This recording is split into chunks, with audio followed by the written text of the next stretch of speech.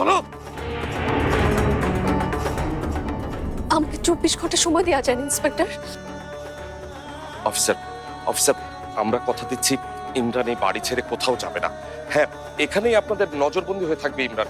তবু please please okay থানায় নিয়ে যাবেন না প্লিজ। থানায় নিয়ে যাবে না মানে? এটা কি মামা বাড়ির আবদার নাকি?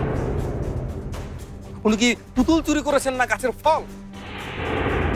উনি অফিসের লকারের তালা ভেঙে 30 লাখ টাকা আত্মসাৎ করার চেষ্টা করেছেন। আচ্ছা আচ্ছা, একটিবারও তো মাথায় ঢোকেনি যে এতগুলো টাকা আত্মসাৎ করবেন কিভাবে? 24 ঘন্টার মধ্যে আমি সব টাকা ফেরত দিয়ে দিব ইন্সপেক্টর। আপনি ওকে দেবেন না প্লিজ। মিসেস ইমরান, আপনার চোখের পানি কিংবা করজোর কোনো কিছুই আমাদের আইনের গতিকে থামাতে পারবে না।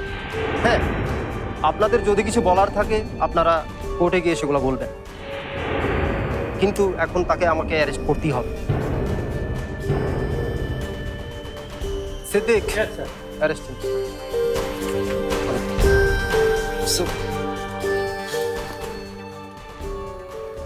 কি হচ্ছে এখানে?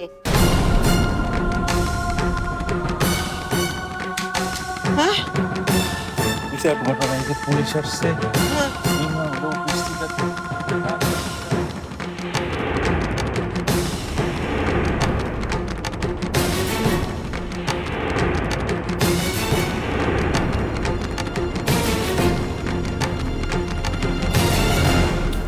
কি শুনছি ইমরান? ইমরান, আমি তোমার খুব খারাপ সন্তান, খুব খারাপ সন্তান।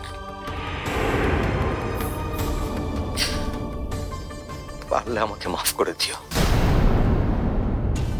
ইমরান ইমরান, তুই কোনো চিন্তা করিস না তো, একটা না একটা উপায় ঠিকই বের করবো। আমরা ব্রোকারের সাথে কথা বলছি ইমরান, যে করে হোক টাকাটা আমরা ফেরত আনার ব্যবস্থা করছি। তুমি ভেঙে পড়ো না, সাহস রাখো। সবাই এমন ভাব করছেন যেন মাথায় আকাশ ভেঙে পড়েছে।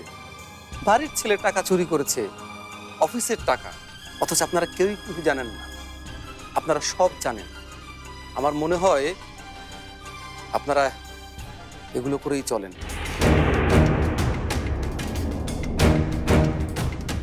ইমরান সাহেব, চলুন।